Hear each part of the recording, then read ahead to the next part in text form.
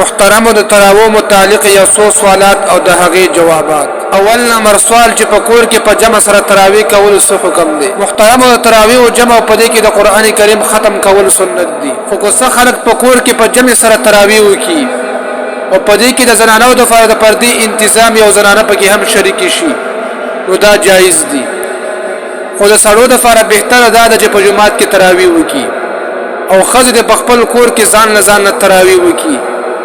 لہذا که څوک په کور کې تراوی په جمع سره کوي نو دوی ته د جمع سبب حاصلېږي، لیکن په جمعات کې د منځ کولو سبب ورته نه ملاویږي. دویم نمبر مسله دا ده چې تراوی د ماسخوتن مانځره مخکې کول څنګه دي؟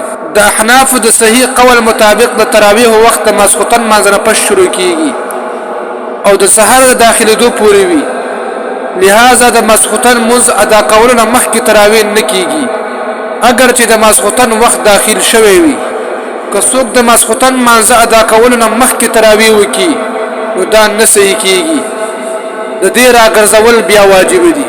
د تراویح دپاره بهتر وخت د ماسخوتن مانځه نه پس او د وتر واجبو نه مخکې دی، خو که د یو کس نه یو څو تراویح تلي وي اوس امام وتر واجبو ته ودرېږي نو بیا د ده لپاره بهتره دا ده چې دا د امام سره وتر په جمع سره وکړي او دا پاتې شوې تراویح دا د وترو نه پس وکړي. دریم نمبر مسله د هر څلور رکعاتو نه پس کېناستل دا مستحب، په دې کې تسبیح او تهلیل ویل ضروري نه دي، خو که چېرته ورته دا دعا یادوي سبحان ذی الملک والملکوت نو بیا به دا ووایي، او که دا ورته چېرته نه وي یاد نو بیا دله پکار دي چې نور څه تسبیحات ووایي، مثلا درود شریف ووایي.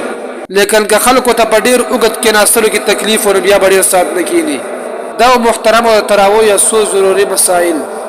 الله جل شانه دې موږ او تاسو ته په دې باندې د پوهې عمل کولو توفیق را نصیب کړي.